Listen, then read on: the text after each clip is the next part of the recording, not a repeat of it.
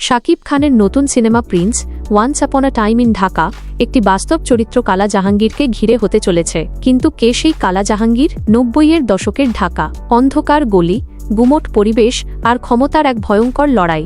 সেই সময় পুরো শহর যার নামে থমকে যেত, আন্ডারওয়ার্ল্ডের সেই ছায়াময় জগতের সম্রাটের নাম কালা জাহাঙ্গীর। কালা জাহাঙ্গীর কেবল একটি নাম নয়, বরং এক সময় ঢাকার অপরাধ জগতের ভয়, ক্ষমতা আর দাপটের চূড়ান্ত প্রতীক। বলা হয় তার নাম শুনলে তখন বাঘা বাঘা মানুষেরও বুক কাঁপত।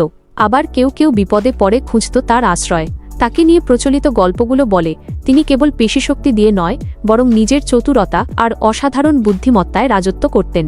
গড়ে তুলেছিলেন এক বিশাল নেটওয়ার্ক, যেখানে মিশেছিল রাজনীতি, কালো টাকা আর নিঃশব্দ নিয়ন্ত্রণের এক অদৃশ্য জাল। জাহাঙ্গীর সামনে আসতেন খুব কম, কিন্তু অন্ধকার অলিগলি থেকে শুরু করে রাজপথের ক্ষমতা, সবকিছুর কলকাঠি নাড়তেন তিনি পর্দার আড়াল থেকেই। তার কৌশল ছিল শান্ত কিন্তু বিধ্বংসী। আজও রহস্যে ঘেরা কালা জাহাঙ্গীরের উত্থান আর তার শেষ পরিণতি। সেই রহস্যের চাদর খুলতেই ঢালিউড সুপারস্টার শাকিব খান পর্দায় আসছেন প্রিন্স হয়ে। শুরু হয়ে গেছে শুটিং।